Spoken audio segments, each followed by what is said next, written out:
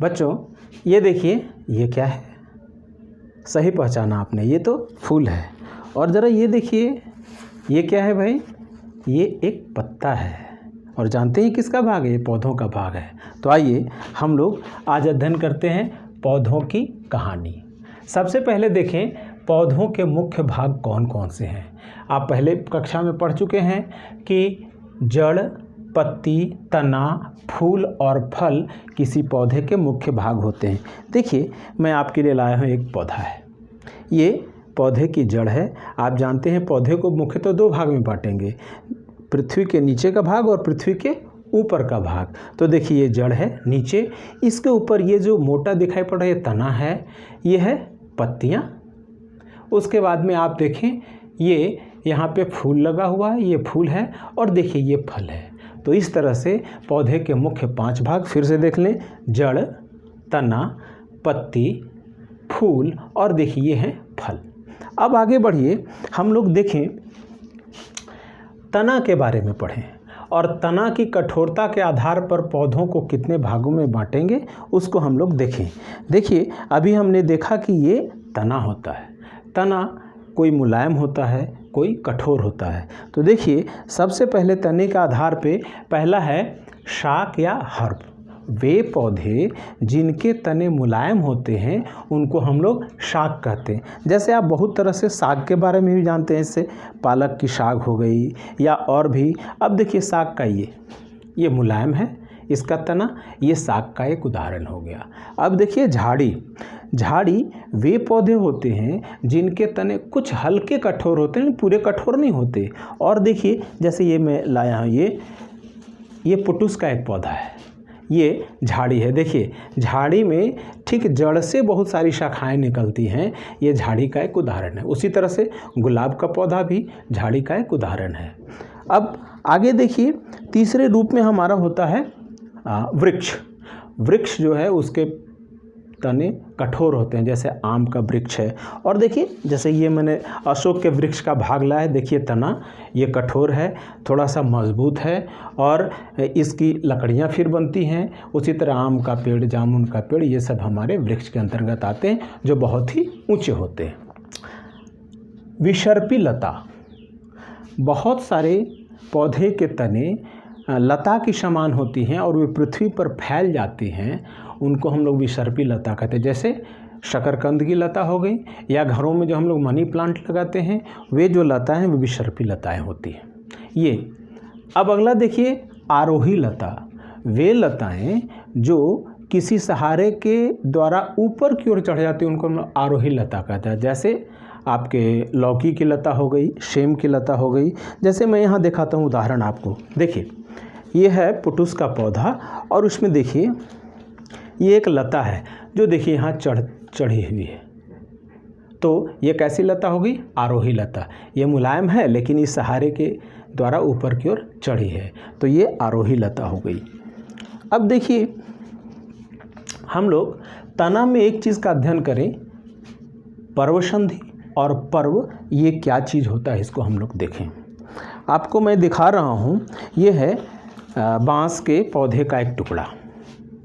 आप देखिए इस तने को जब देखेंगे तो देखिए यहाँ गांठ जैसा दिखाई पड़ रहा है, यहाँ भी गांठ जैसा दिखाई पड़ रहा है, यहाँ गांठ दिखाई पड़ रही है, यहाँ गांठ दिखाई पड़ रही है, और इस गांठ से फिर नई शाखाएं निकल रही हैं। इन गांठों को हम लोग कहते हैं पर्वसंधि। देखिए ये पर्वसंधि है, ये पर्वसंधि है, और दो पर्वसंधि के बीच की दूरी को हम लोग पर्व कहते हैं, इंटरनोड कहते हैं। समझिए ये हो गया पर्वसंधि, ये हो गई पर्वसंधि, और इसके बीच की दूरी को हम लोग कहते हैं पर्व। उसी को मैं यहाँ दिखा दूँ। देखिए इस पौधे में देखिए यहाँ से शाखाएं निकल रही हैं, ये पर्वसंधि है, यहाँ पर्वसंधि है, और ये दोनों के बीच की दूरी पर्व कहलाई। ये पर्वसंधि है, ये पर्वसंधि है, इसके बीच की दूरी क्या हो गई? पर्व हो गई। अब हम लोग देखें तना के कार्य। देखिए ये तना इस पौधे को सहारा दिया हुआ है, तो पहला काम क्या है, पौधे को सहारा देना। दूसरी चीज़ है कि आप जहाँ की जड़ ज़मीन के अंदर रहती है और जल, खनिज लवण, इन सारी चीज़ों का अवशोषण जड़ करती है, और अवशोषित जो जल है, खनिज लवण है, वह इस तने के द्वारा ही ऊपर की ओर संवहित होता है। तो जो तना का दूसरा कार्य है वह पदार्थों का संवहन। पत्तियों के बारे में हम लोग देखें। देखिए पत्ती के मुख्य भाग को हम लोग कई भागों में बांटते हैं। पहले यहाँ देखा जाए, पहला है पर्णाधार, पर्णफलक, पर्णवृंत, शिरा। देखिए मैं पत्ती के द्वारा आपको दिखा रहा हूँ। देखिए ये पौधे की पत्ती है, पौधे की पत्ती, ये देखिए ये है पर्णाधार। पर्णाधार क्या है, पत्ती का वह भाग जो तने से जुड़ा रहता है। जैसे मैं इस फिगर में ज़्यादा अच्छे से आपको दिखा रहा हूँ। देखिए ये है पत्ती और ये पत्ती तने से यहाँ जुड़ी हुई है, तो ये हो गया पर्णाधार। ये क्लियर हुआ आपको। दूसरा है पर्णफलक, पत्ती का जो ये चौड़ा हरा भाग है उसको कहते हैं पर्णफलक। इसमें देखिए ये पूरा इतना बड़ा पर्णफलक है, पत्तियाँ कई आकार की होती हैं, तो ये हो गया पर्णफलक। उसके बाद है पर्णवृंत, ये पत्ती और तने के बीच जो डंठल होती है उसको हम लोग कहते हैं पर्णवृंत। यहाँ भी आप देख सकते हैं दूसरी पत्ती में, ये हमारा है पर्णवृंत। उसके बाद में है शिरा, ये बड़ा महत्वपूर्ण है, इसको आप देखें। शिराएं क्या हैं, आप जब पत्तियों को देखेंगे तो आप देखिए ये मोटी गहरी लाइन दिखाई पड़ती, देखिए ये, और फिर इस तरह से ये जो लाइन है इसको हम लोग शिरा कहते हैं। तो इस तरह से पत्तियों पर ये जो जालिकानुमी संरचना है इसको हम लोग क्या कहते हैं, सिराएं।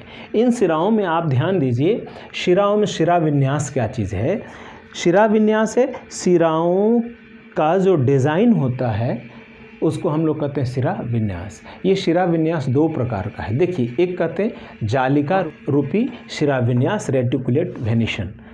यदि इस तरह का सिरा विन्यास हो कि यह मध्य शिरा, मिडरिब, और उसके अगल बगल से ये सिराएं निकल रही हैं, देखिए, तो इस तरह से सिराओं की संरचना को कहते हैं जालिका रूपी सिरा विन्यास। एक दूसरा भी शिरा विन्यास है जिसमें कि जो हमारी ये मध्य शिरा है, देखिए ये मकई का पौधा है, ये पौधे का पत्ता है, ये देखिए ये है मध्य शिरा, और उसके बगल में जो सिराएं हैं ऐसे नहीं निकली, बल्कि देखिए उसके समानांतर सिराएं चल रही हैं। आप ध्यान से देखें, ये सिराएं समांतर सिराएं हैं, तो इस तरह को कहते हैं समांतर शिरा विन्यास। आइए पत्तियों के कार्यों का हम लोग अध्ययन करें।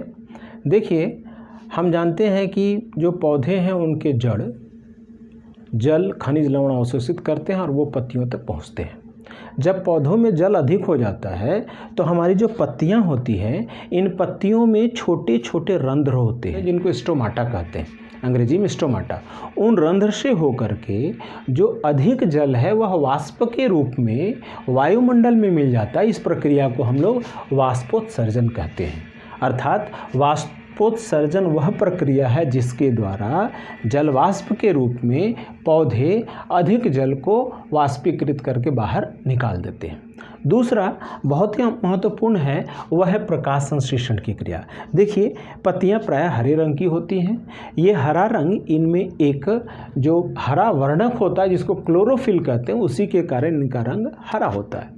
पौधे वायुमंडल से कार्बन डाइऑक्साइड गैस ग्रहण करते हैं, उनको जड़ के द्वारा जमीन से जल प्राप्त हो जाता है और सूर्य से सूर्य का प्रकाश मिल जाता है। इन सब चीज़ों को मिला करके, अर्थात कार्बन डाइऑक्साइड और जल दोनों को मिलाते हैं और सूर्य का प्रकाश, और साथ ही इसमें रहता है क्लोरोफिल, उसकी उपस्थिति में रासायनिक प्रतिक्रिया होती है जिसको हम लोग प्रकाश संश्लेषण कहते हैं, जिसके फलस्वरूप कार्बोहाइड्रेट और ऑक्सीजन का निर्माण होता है। कार्बोहाइड्रेट का ही रूप है मंड। तो इस तरह से पत्तियां भोजन बनाने का कार्य करती हैं और वह कार्य प्रकाश संश्लेषण की क्रिया के द्वारा होता है। अब जड़ को देखें। आप जानते हैं किसी भी पौधे की जड़ जमीन में रहती है। देखिए ये पौधा है, इसकी जड़ रहती है ज़मीन में। अब देखिए जो जड़ हैं वे भी कई प्रकार की होती हैं, दो प्रकार की, मूसला जड़ और झकड़ा जड़।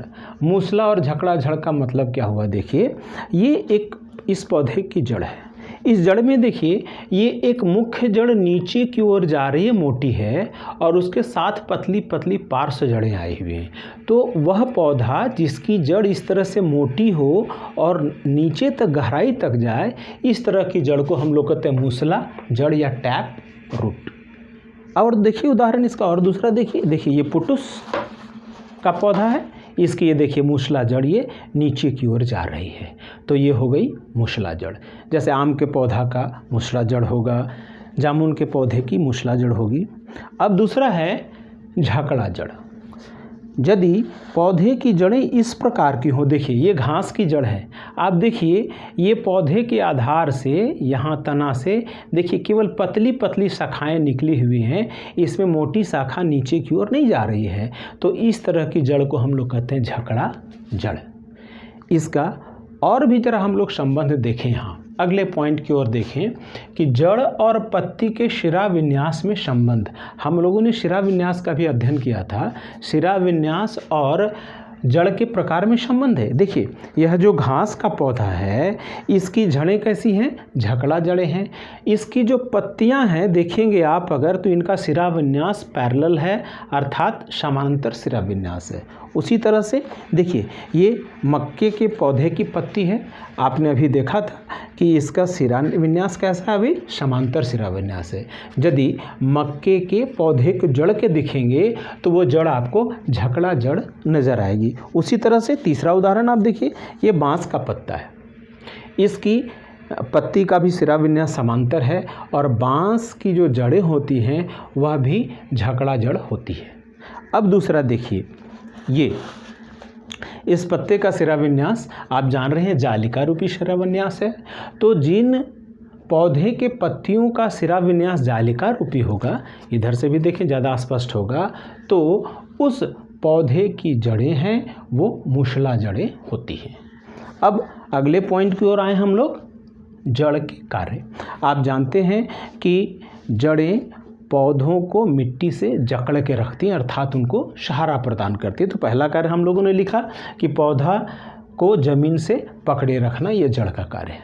फिर देखिए पौधे ज़मीन से जल, खनिज, लवण आदि पदार्थ ग्रहण करते हैं, तो वे पदार्थ हमारे जो जड़ है उसके जो शाखाएं होती हैं उसमें, ये जो शाखाएं हैं और ये जड़ है, इनके द्वारा जो जल है, खनिज, लवण आदि पदार्थ हैं वे अवशोषित किए जाते हैं और पौधे के विभिन्न भागों तक पहुंचा दिए जाते हैं।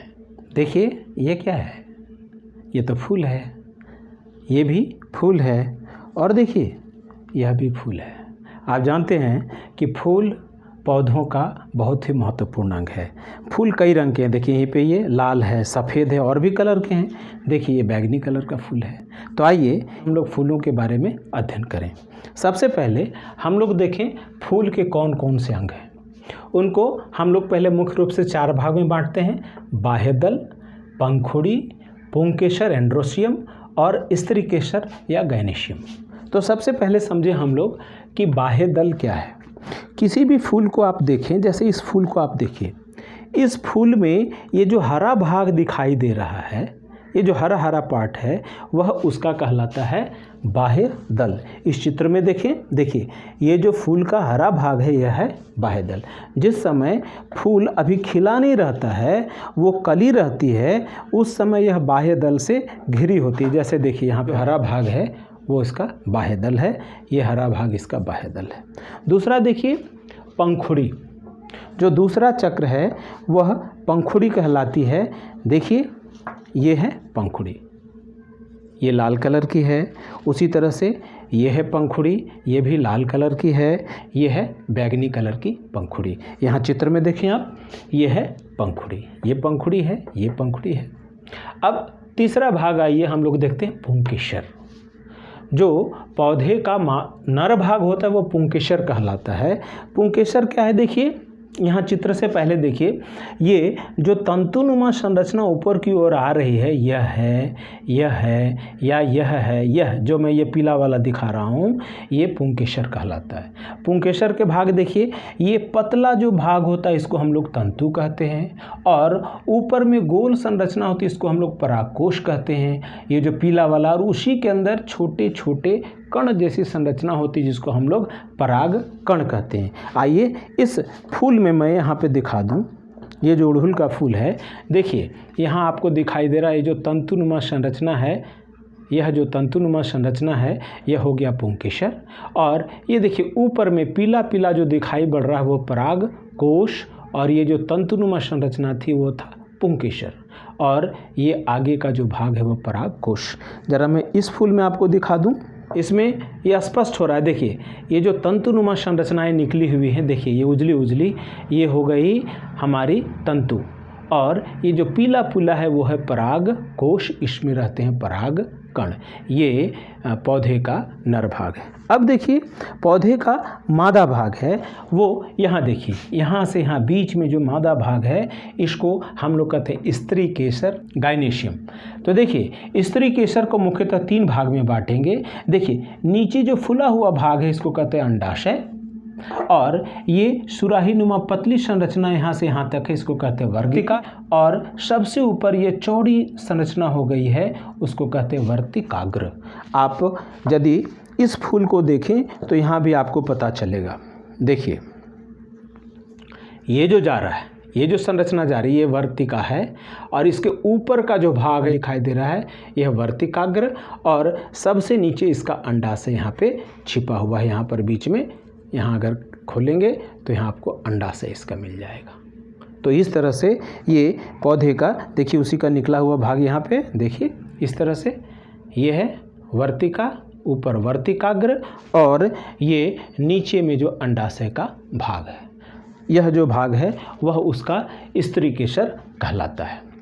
अब ध्यान दीजिए, जो पौधों के फूल हैं वे कई रंगों के होते हैं। आखिर इनके रंग का कारण क्या है? चूँकि जो पौधे हैं वे विभिन्न कीट पतंगों को अपनी ओर आकर्षित करते हैं, क्योंकि पौधा ही वह भाग है जिससे फिर आगे चल के फल और बीज बनता है। ये जो हमारे पराग कोश हैं इसमें परागकण रहते हैं। जब ये परागकण यहाँ से निकल के वर्तिकाग्र पर पहुँचते हैं और यहाँ अंडाशय में अंडा रहता है, दोनों का जब निषेचन होता है तो फिर बीजांड बनता है और उससे फिर बीज बनता है, और यह जो हमारा अंडाशय है वह फल के रूप में परिवर्तित हो जाता है, और जो बीज है पुनः एक नए पौधे का निर्माण करता है। इस प्रकार से हम देखते हैं कि जो फूल है वह पौधे का जनन अंग भी है, और उससे फिर नए पौधों का जन्म होने की प्रक्रिया होती है। धन्यवाद।